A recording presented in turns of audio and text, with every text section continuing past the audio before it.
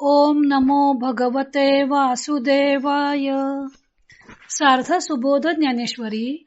लेखन व वाचन सौ मनीषा भास्कर अभ्यंकर, महाराष्ट्र, मिरज 416410.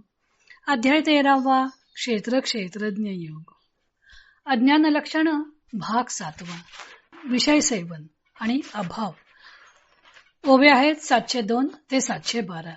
ज्ञानदेव आता अज्ञानी मनुष्य विषयामध्ये कसा गुंतलेला असतो त्याचं आणखी स्पष्टीकरण करत आहेत. आणि विषयांची गोडी जो जितू मेला न संडी, स्वर्गी हे खावया जोडी येथून नीची.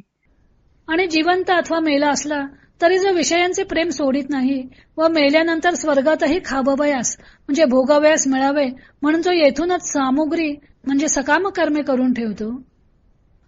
जो अखंड भोगा जचे, जया व्यसन काम्य क्रियेचे, मुख देखोनी विरक्ताचे सचैल करी. जो भोगा करता एकसारखा कष्ट करतो आणि ज्याला काम्यकर्म करण्याचे व्यसन असते व जो विरक्त पुरुषांचे मुख पाहून कपडे वगैरे सह स्नान करतो. विषव शिणोनी जाये, परी न शिणे सावधू नहे, कुहिला हाती खाये कोढी जैसा. विषय त्रासून जातो, परंतु हा विषय सेवन करणारा अज्ञानी पुरुष त्रासत नाही व सावधही होत नाही. तो कसा तर जसा कोडी पुरुष सडलेल्या हाताने खातो पण त्याला जशी कुजलेल्या हातांची किळस येत नाही.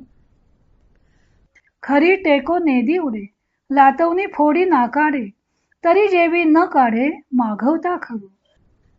ज्याप्रमाणे गाढवाला गाढवी आपल्या अंगात स्पर्श करू देत नाही व गाढव तिच्याजवळ आला असता ती त्याला उलट लाथा मारून त्याचे नाकाड फोडते, तरी पण तो गाढव मागे हटत नाही. तैसा जो विषया लागी, उडी घाली जळतीये आगी, व्यसनाची आंगी लेणी मिरवी. जो विषयाकरता जळत्या आगीत उडी घालतो व आपले व्यसन हे दूषण नसून भूषणच आहे म्हणून मिळवतो. फुटोनी पडे तव, मृग वाढवी हाव, परी न म्हणे ते माव रोहिणीची. हरण हा मृगजल पिण्याची तीव्र इच्छा इतकी वाढवतो की तो मृगजलाच्या मागे लागून ऊर फुटून पडला तरी मृगजलाची हाव सोडत नाही व असे म्हणत नाही की ही मृगजलाची भ्रांती आहे. तैसा जन्मोनी मृत्यूवरी, विषयी त्रासिता बहुती परी, तरी त्रासू नेघे धरी अधिक प्रेम. त्याप्रमाणे जन्मापासून मरेपर्यंत विषयांनी जरी अनेक प्रकाराने त्याला त्रास दिला तरी तो कंटाळत नाही, तर उलट विषयांच्या ठिकाणी अधिकच प्रेम धरतो. पहिली ये बाळदशे, आई बा हेची पिसे, ते सरे मग स्त्री मांसे भुलोनी ठाके. पहिल्या प्रथमच्या बाळपणात आई बाबा असे आई बाबांचे वेड असते, ते संपते आणि मग तारुण्यात स्त्रीच्या देहाने वेडा होऊन राहतो. मग स्त्री भोगिता थावो, वृद्धाप्य लागे येवो, तेव्हा तोची प्रेम भावो बाळकांशी आणे. मग तारुण्याच्या भरात स्त्री भोगीत असताना म्हातारपण येऊ लागते, त्यावेळी तेच स्त्रीवरील प्रेम तो मुलाबाळांच्यावर आणून ठेवतो. आंधळे व्याले जैसे, तैसा बाळे परी बसे, परी जीवे मरे तो न त्रासे विषयांसीजू. एखाद्या आंधळ्या मुलाला जन्म दिला म्हणजे त्याची आई जशी आपल्या तान्ह्या मुलाला विसंबत नाही, तसे जो आपल्या मुलाबाळांना धरून राहतो आणि मरतो, परंतु विषयाविषयी त्यास वीट येत नाही. महाराज जाण तयाच्या ठाई, अज्ञानासी पारू नाही, आता आणिक काही चिन्हे सांगू. त्याच्या ठिकाणी अज्ञानाला अंत नाही असे समज. आता अज्ञानाची आणखी काही लक्षणे सांगतो. भगवंतांनी इंद्रियार्थेषु वैराग्यम हे एक ज्ञानी मनुष्याचं लक्षण सांगितलं होतं.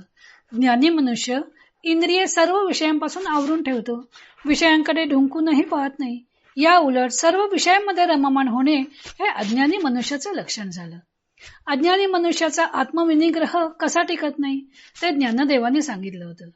त्यावेळी तो विषयात कसा रममाण होतो ते स्पष्ट केलंच होतं, परंतु तरीही इंद्रियार्थेषु वैराग्यम या लक्षणाचं स्पष्टीकरण त्यांनी आणखी काही उदाहरणं देऊन केलं आहे.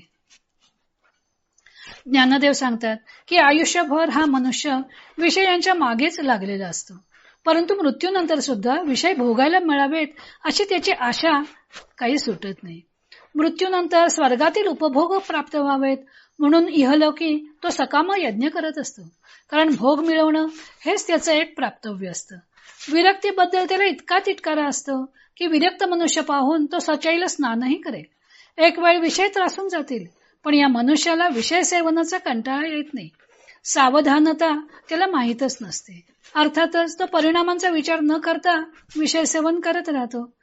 महारोगी मनुष्याला ज्याप्रमाणे सडलेल्या हाताने खायला किळस वाटत नाही, तशी त्याला निंद्य अशा विषय सेवनाबद्दल किळस वाटत नाही.